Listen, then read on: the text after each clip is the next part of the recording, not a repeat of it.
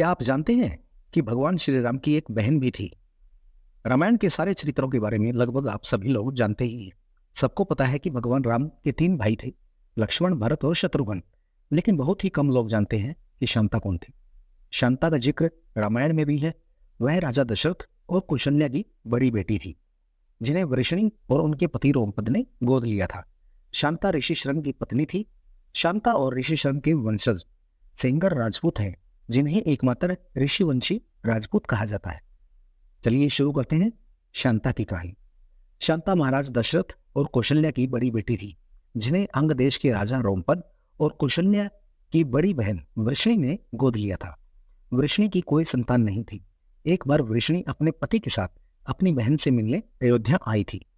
वृषणी ने मजाक में शांता को गोद लेने की इच्छा जताई।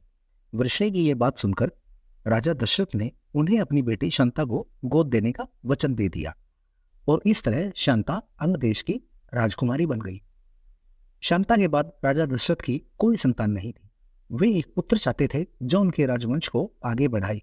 उन्होंने ऋषि शर्म को पुत्र कामिष्ठी यज्ञ के लिए बुलाया, जिसके परिणाम स्वरूप राम, भरत और जुड़वा लक्ष्मण और शत्रुघ्न का जन्म हुआ। शांता के विवाह का कारण शांता को वेद, कला और शिल्प का अनूठा ज्ञान था। वह बहुत सुंदर थी। एक दिन राजा रोमपद शांता के साथ बातचीत में व्यस्त थे।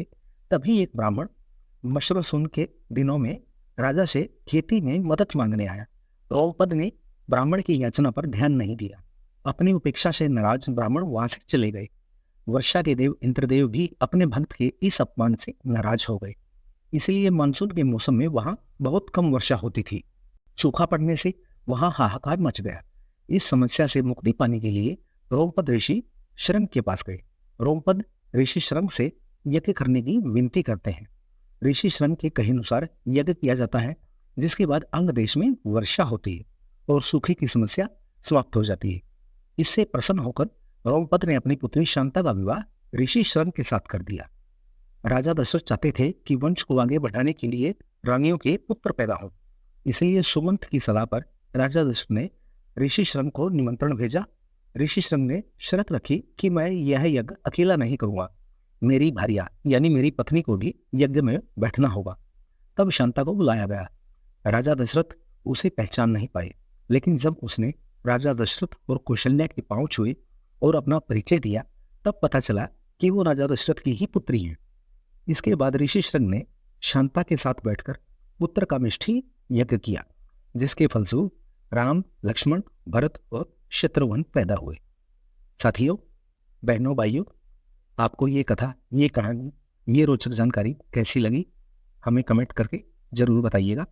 और ऐसी ही रोचक कहानियों के लिए, कथाओं के लिए आप हमारे साथ जुड़ना चाहते हैं तो हमारे चैनल को जरूर से जरूर सब्सक्राइब करें। मिलते हैं अगली एक रोचक कथा कहानी के साथ। तब तक के लिए जय श्री राम।